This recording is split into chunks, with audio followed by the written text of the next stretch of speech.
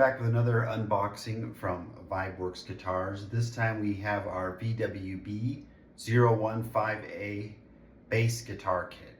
And this is an unusual kit, as you can see just by looking at it. The reason for this will all become clear as we talk through it. Essentially, there is a very popular bass guitar model made by a brand that is very litigious and very protective of their trademarks.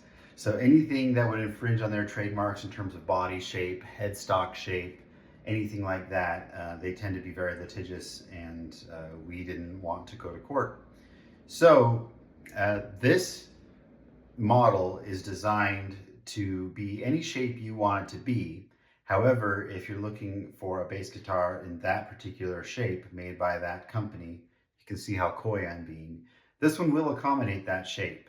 There's a couple clues between the pickguard shape and other things that you may be able to recognize what this is supposed to be. So this is definitely considered an advanced guitar build. The pickups are routed and the control pocket is routed. However, everything else, this is just a block of wood. There's no shaping at all. You've got enough stock up here to do a longer kind of horn on the bass. Do a lot of stuff there. It's a set neck design meant to be glued in place. So the neck pocket is matched to the neck itself for a good snug fit as you're building this, whether you're trying to emulate that famous shape or create something of your own. The headstock on the neck is also unshaped. It's designed to be for a 2 tuners per side, and that hardware is in here. But any kind of shape you'll want to give it, you'll do yourself, including even the placement of the tuners themselves. Those are not drilled. On the neck, it's a maple neck with a rosewood fretboard and these triangular inlays.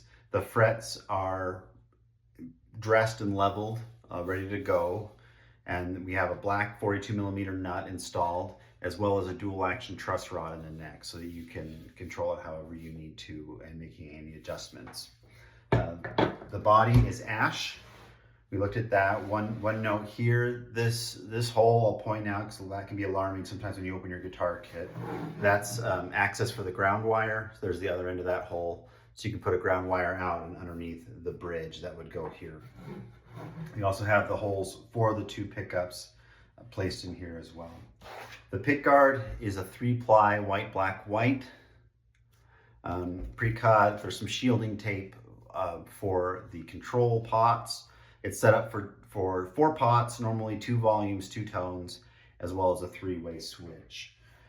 The output jack is not present on the body. There's no hole for that. So you'd have to drill that where you want it to end up based on your build.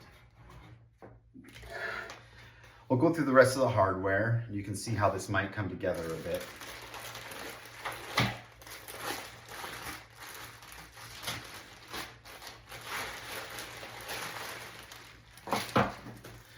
For our pickups, we have one J-bass style pickup for the bridge position, and then a mini humbucker style for the neck position. One note, this is on a mounting ring, a plastic mounting ring. Using this configuration, you would not use the mounting ring. You would throw this away, and these screws and springs would then be transferred to the pickguard themselves to sit directly into the pickguard, similar to what you would do on like a Telecaster style guitar.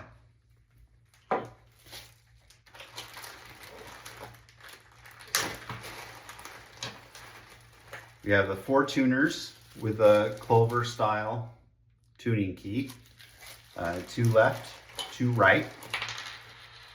We have our 4 knobs, kind of a vintage plastic with chrome, 2 volume and 2 tone labeled with a 10-point scale on the side in the plastic inlays there. For 3-way switch, we have our output jack mounted on a square plate. As I mentioned, there's no place right now to mount that. It does have a little bit of a curve to the plate, and you could add more curve if needed. But that's going to land wherever you decide. You're just going to want to drill 1/2-inch hole to get that in there. Some wire to make your connections. Some strings for setup. Here's another clue to what this is pretending to be. You have a truss rod cover plate for the neck there. And if you still haven't guessed it, well, I guess you didn't want one of these. So, nothing I love more than shiny chrome. We have a great oval shaped shiny chrome bridge. Go right in place there.